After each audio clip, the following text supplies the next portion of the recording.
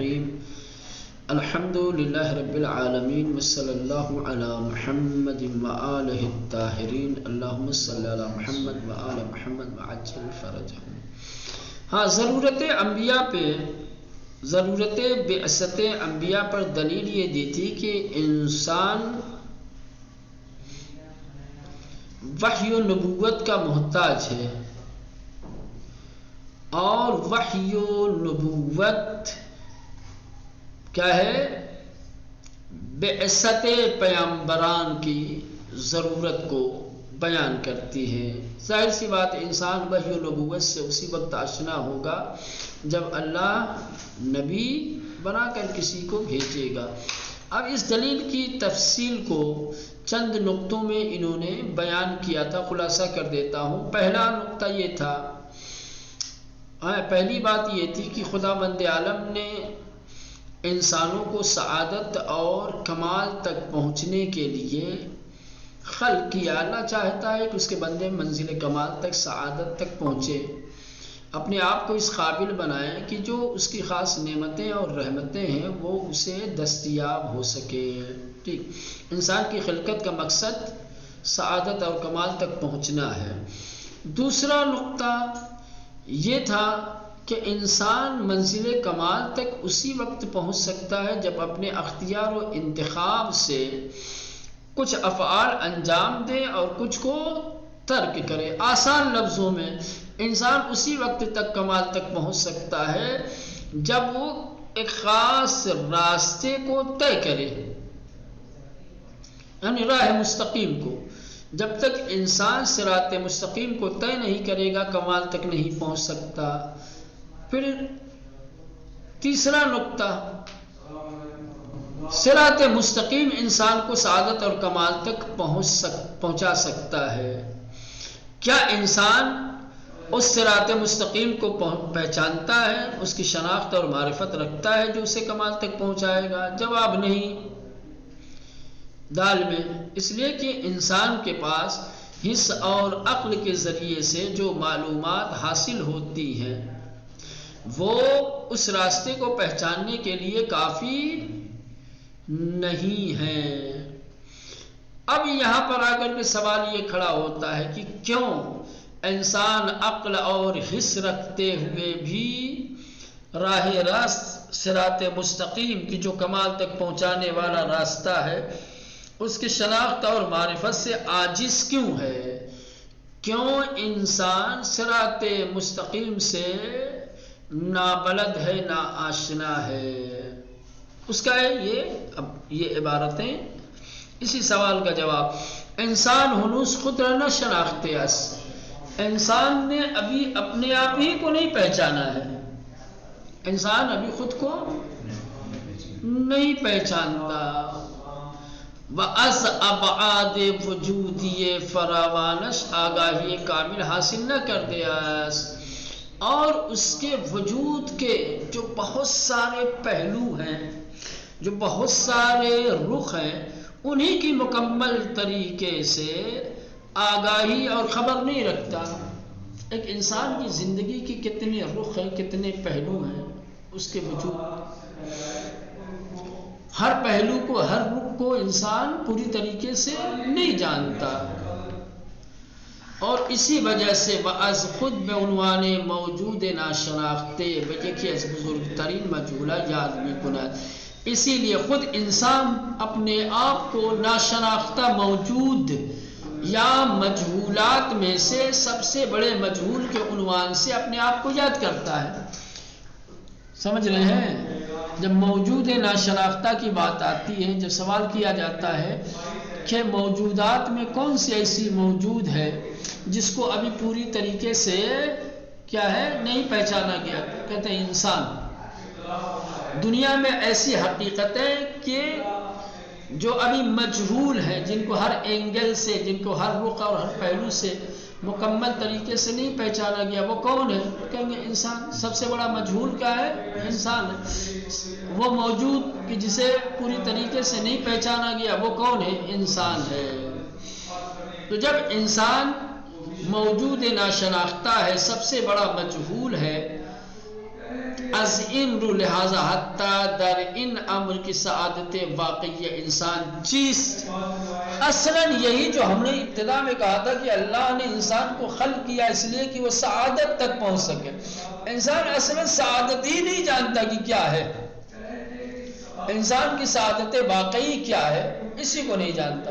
جب انسان سعادت واقعی کو نہیں جانتا تو کس راستے سے اس تک پہنچے گا؟ یہ کہاں سے جانے گا؟ جس کو مقصد ہی کا پتہ نہیں ہے اسے راستہ کہاں سے معلوم ہوگا؟ انسان کو جب کہیں جانا ہوتا تو سب سے پہلے ٹارگٹ اور مقصد کو معین کرتا ہے. بامبے جانا ہے، ایران جانا ہے، شام جانا ہے، احمد آباد جانا ہے نا. پہلے سے منزل مشخص ہوتی ہے، جہاں جانا ہوتا ہے پہلے اس کا علم ہوتا ہے انسان کو، پھر اس تک پہنچنے کے راستے کی بات آتی ہے. جب مقصد ہی کا علم نہیں ہے، انسان یہی نہیں جانتا کہ اس کی حقیقی سعادت اور کامیابی کس چیز میں ہے، کمال واقعی کیا چیز ہے، یہی نہیں پتا ہے. بے یک نتیجے یکساں نہ رسیدے است. اور جنہوں نے سعادت اور کمال کی بات کہی بھی ہے، جنہوں نے مشخص اور معین کرنا چاہا ہے انسان کی سعادت اور اس کے کمال پر، جنہوں نے زبان کھولی ہے یا جنہوں نے قلم اٹھایا ہے، وہ بھی کیا ہے؟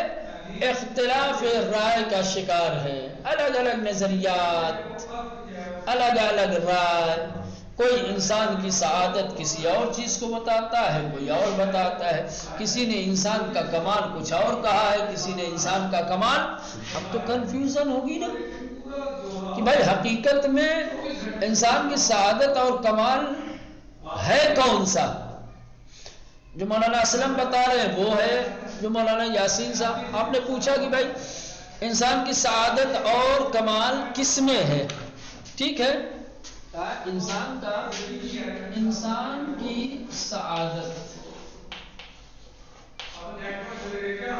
کی سعادت و کمال. اب مثال کے طور پہ آپ نے اساتذہ سے پوچھا، میں نے کہہ دیا کہ انسان کی سعادت اور کمال علم میں ہے، جس کے پاس علم ہوگا وہ پہنچے گا. ٹھیک ہے، اب چلے گئے یاسین صاحب نے جب اس کے اوپر زبان کھولی تو یاسین صاحب کہہ دیا کہ نا علم نہیں ہے، دولت ہے. مثال کے طور پر ٹھیک، آپ نے قدر صاحب سے پوچھا یا قدر صاحب نے انسان کی سعادت اور اس کے کمال کو بیان کرنا چاہا تو انہوں نے رائے رکھی کہ انسان کی سعادت، انسان کی خوشبختی کس میں ہے؟ شہرت میں. مثال کے طور پہ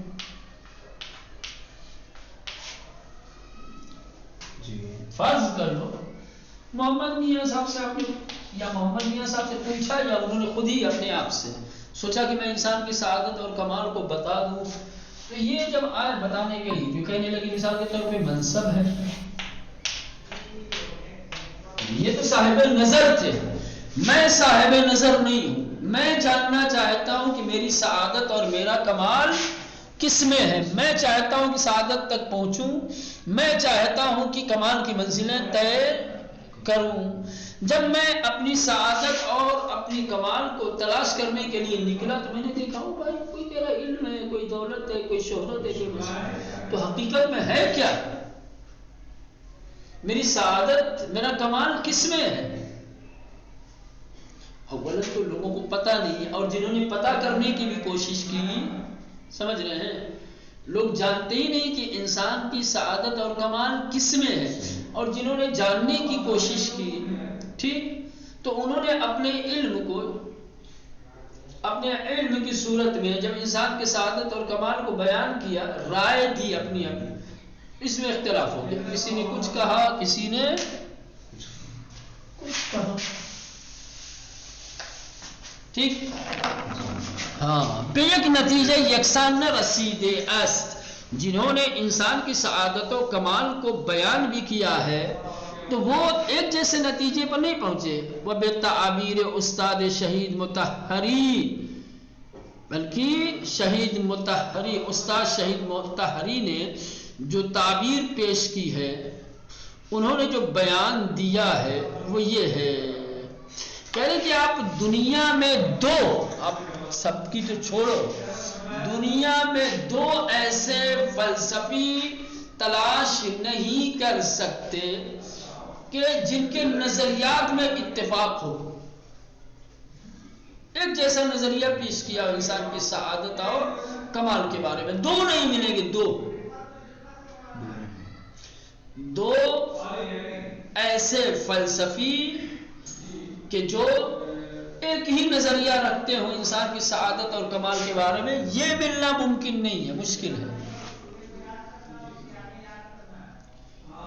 سعادت کی جو انسان کا اصلی مقصد ہے، ہدف ہے، اس کے سلسلے میں اگر دو فلسفی کہ جن کا نظریہ ایک جیسا ہو، آپ پیدا کرنا چاہو، ڈھونڈنا چاہو، تلاش کرنا چاہو تو آپ کو نہیں مل سکتے۔ جب کہا جاتا ہے سعادت اور کمال تو ابتدا میں یہ مفہوم بڑا آسان لگتا ہے، سمجھ رہے ہیں؟ یہ ایسے لگتا ہے کہ جیسے کوئی بدیہی چیز ہو، ہے نا، بڑی آسان، انسان کی سعادت، انسان کی کمال، اتنا آسان ہے، آدمی فوراً سمجھ جاتا۔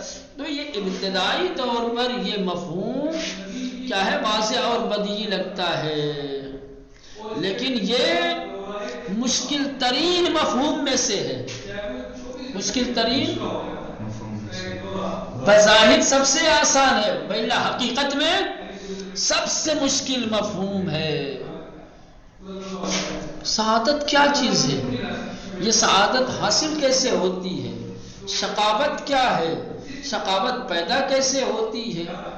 ابھی یہ مجہول کے طور پر ابھی بیان کیا، لوگوں کو پتہ ہی نہیں ہے کہ سعادت ہے کیا، سعادت ملتی کیسے ہے، اس کے مقابلے میں شقاوت، بدبختی وہ کیا چیز ہے، وہ کیسے انسان کے اندر آتی ہے۔ یہ وہ مسائل ہیں جو آج تک حل نہیں ہو پائے، سمجھ رہے ہیں؟ دنیا کے بڑے بڑے فلسفی، بڑے بڑے دانشمند، بڑے بڑے علماء مل کر کے ان مسائل کو مولانا اتحاد نظر کے ساتھ نہیں بیان کر پائے۔ آج بھی یہ مسائل ایک مجہول کی صورت میں اور ناشناختہ طور پر باقی ہیں۔ کیوں؟ اس لیے کہ انسان کے خود کی اپنی ہی استعداد ابھی اور اپنی ہی صلاحیت اور اپنے ہی امکانات کا علم نہیں ہے۔ اب انسان اپنے ہی کو نہیں پہچانتا تو اپنی سعادت کو کہاں سے پہچانے گا؟ ٹھیک، یہ شہید مطہری کا بیان ہے کہ استاد شہید مطہری نے تعبیر کیا ہے، لکھا ہے کیا کہ در جہان دو فیلسوف یافت نمی شوند، یعنی دنیا میں دو فلسفی نہیں مل سکتے کہ در پیدا کردن ان راہ، کہ جو اس راہ کو پیدا کرنے میں، کون سی راہ؟ سعادت اور کمال ہے، وحدت نظر داشتے باشد، نظریے کے اعتبار سے واحد ہو، دونوں کا ایک ہی نظریہ ہو۔ دنیا میں ایسے دو فلسفی آپ کو نہیں ملیں گے کہ جو سعادت اور کمال کے راستے کو بیان کرنے میں ایک جیسا نظریہ رکھتے ہوں۔ خود سعادت کی غایت اصلی و نہائش، کہہ رہے کہ خود سعادت، خوشبختی کی جو کیا ہے اصلی ہدف اور مقصد ہے، جو انتہا ہے، سمجھ رہے ہیں؟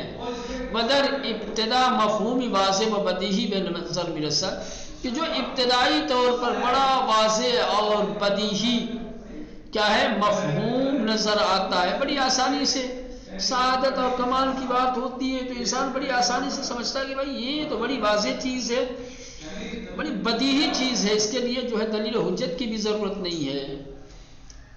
تو یہ سعادت کی جو انسان کا اصلی ہدف اور مقصد ہے وہ ابتدائی طور پہ واضح اور بدیہی نظر آتا ہے، لیکن یکی اسبہام آمیزترین مفاہیم است، بلکہ یہ مبہم مفاہیم میں سے سب سے مبہم، یا یوں کہا جائے مبہم مفاہیم میں سے ایک ہے۔ جو مفاہیم مبہم ہیں، جو باتیں ابھی انسان کے لیے واضح نہیں ہوئی، ان میں سے ایک ہے۔ ان کی سعادت چیز، یہ کہ سعادت کیا چیز ہے، حقیقت سعادت کیا ہے، وہ باچے چیز ہے محقق میں شود، اور کن چیزوں کے ذریعے سے انسان سعادت کو حاصل کرتا ہے۔ شقاوت چیز، شقاوت کیا ہے، سعادت کے مخالف ہے۔ بدبختی کیا ہے، شقاوت کیا ہے، وہ عوامل آن کدام است، اور شقاوت کے عوامل کیا ہیں، کس طریقے سے شقاوت آتی ہے انسان۔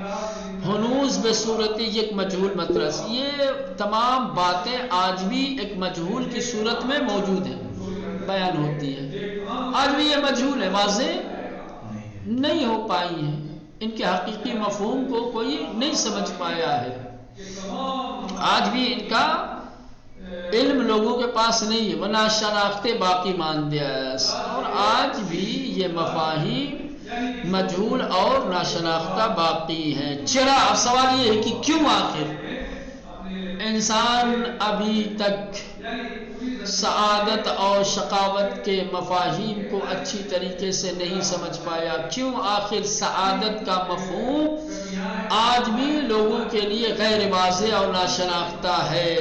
جواب، چون ہنوز کے ہنوزس خود بشر و استعدادہ و امکاناتش ناشناخت، کیونکہ ابھی تو خود بشر اور انسان کی جو صلاحیتیں ہیں، جو استعداد ہیں، جو امکانات اس کے پاس ہیں، وہی نہیں پہچان پایا۔ جب اپنے ہی کو نہیں پہچان رہا ہے تو اپنی سعادت کو کیا پہچانے گا؟ اپنی ہی صلاحیت اور استعداد سے ناواقف ہے، جسے خود کا علم نہیں ہے، ٹھیک، وہ اپنی سعادت اور اپنی خوشبختی کو کیا پہچانے گا؟ ٹھیک، دشواری شناسائی راہ سعادت انسان وقتی روشن تر میشد کہ بدانب انسان از حیات ابدی برخوردار و زندگی انسانی او تنہا برگی از کتاب بزرگ اوست کے اوراق آن ہرگز بے شمار اسے۔ اب سوال یہ پیدا ہوتا ہے کہ بھائی کیسے پھر یہ مشکل حل ہوگی؟ یہ مشکل ترین مفہوم کیسے واضح ہوگا؟ انسان کی سعادت حقیقی اور اس کا کمال کیا ہے، اس کا علم کیسے ہوگا؟ کہنے دشواری شناسائی راہ سعادت انسان، انسان کی سعادت کے راستے کو پہچاننے کی جو مشکلیں ہیں، جو دشواریاں ہیں، وقتی روشن تر بشود، کہ یہ مشکل اس وقت حل ہوگی اور سعادت کا راستہ اس وقت واضح ہوگا بیدانیم انسان از حیات ابدی برخوردار، جب ہم یہ جان لیں گے کہ انسان ایسی مخلوق ہے کہ جس کو حیات ابدی ملے گی۔ انسان کوئی ایسی مخلوق نہیں ہے جو فنا ہونے والی ہو، انسان کیا ہے، حیات ابدی پانے والی موجود ہے۔ تو ہم تو دیکھ رہے ہیں کہ کہاں کدھر کہہ رہے ہیں انسان حیات ابدی والا موجود ہے، ہم تو دیکھ رہے ہیں کوئی 20 سال میں، کوئی 25 سال میں، کوئی 50-80 سال میں دنیا سے گزر جا رہا ہے نا۔ ہم اس دنیا کی بات نہیں کریں، یہاں پر انسان کیا ہے، یہ ایک بڑی کتاب کیا ہے مولانا، حیات ابدی ایک بڑی کتاب ہے، یہاں کی زندگی اس کتاب کا ایک ورق ہے، ٹھیک۔ انسان ایسی موجود ہے جسے حیات ابدی دی گئی ہے۔ اب سوال یہ ہو کدھر حیات ابدی دی گئی ہے؟ کہا یہاں نہیں، یہاں یہ دنیا، یہ کیا ہے، ایک بڑی سی کتاب ہے، اس کتاب کا ایک ورق ہے یہ دنیا، سمجھ رہے ہیں؟ کئی کہہ رہے ہیں کہ یہ سعادت کا راستہ اس وقت واضح اور روشن ہوگا جب ہم یہ جانیں گے کہ انسان از حیات ابدی برخوردار ہے، کہ انسان کو حیات ابدی دی گئی ہے، و زندگی ان جہانی او، اور اس دنیا کی جو انسان کی زندگی اور حیات ہے، تنہا برگی از کتاب بزرگ وجود اس کی زندگی کی بڑی کتاب کا ایک ورق ہے۔ انسان کی زندگی ایک بڑی موٹی بڑی کتاب ہے، اس دنیا کی زندگی اسی کتاب کا ایک ورق ہے۔ کتابی کے اوراقیان ہرگز بے شمارش نمی آید، اور انسان کی حیات اور زندگی اتنی بڑی کتاب ہے کہ اس کتاب کے اوراق کو، ان کے پنوں کو گنا بھی نہیں جا سکتا، گننا ممکن نہیں ہے۔ دوسری طرف کوچک ترین حرکت انسان در ان دورے کوتاہ زندگی اصلی ماندنی و پائیدار در حیات اخروی ہوگا۔ ایک اور اہم چیز یہ کہ ایک جانب تو یہ کہ انسان کو حیات ابدی دی گئی ہے، ٹھیک ہے، انسان کی زندگی ایک بہت موٹی کتاب ہے، اس کتاب کا ایک ورق ہے دنیا کی زندگی۔ دوسری طرف انسان اس مختصر سی زندگی میں جو بھی حرکت کرتا ہے، جو کام کرتا ہے، اس کا اثر باقی رہتا ہے، اور وہ اخروی زندگی میں اثر دیکھنے کو ملے گا۔ اس دنیا میں کسی عمل کا اثر ظاہر ہو یا نہ ہو، انسان اس زندگی میں جو کچھ کرے گا اس کے عمل کا اثر حیات اخروی میں نظر آئے گا۔ یہ کہہ رہے ہیں کہ السوء دیگر دوسری جانب کوچک ترین حرکت انسان کی ایک معمولی سی حرکت، چھوٹی سی چھوٹی حرکت در ان دورے کوتا ہے زندگی کی اس مختصر سے دور میں، کون سی؟ یعنی دنیا میں جو ہمیں مختصر حیات اور زندگی ملی ہے، اس مختصر حیات اور زندگی کا ایک چھوٹی سی ایسا عمل، ایک چھوٹی سی حرکت اثری ماندنی و پائیدار در حیات اخروی او خواہد داشت۔ انسان کی اخروی حیات میں کیا ہے؟ ایک پائیدار اور باقی رہنے والا اثر چھوڑتا ہے۔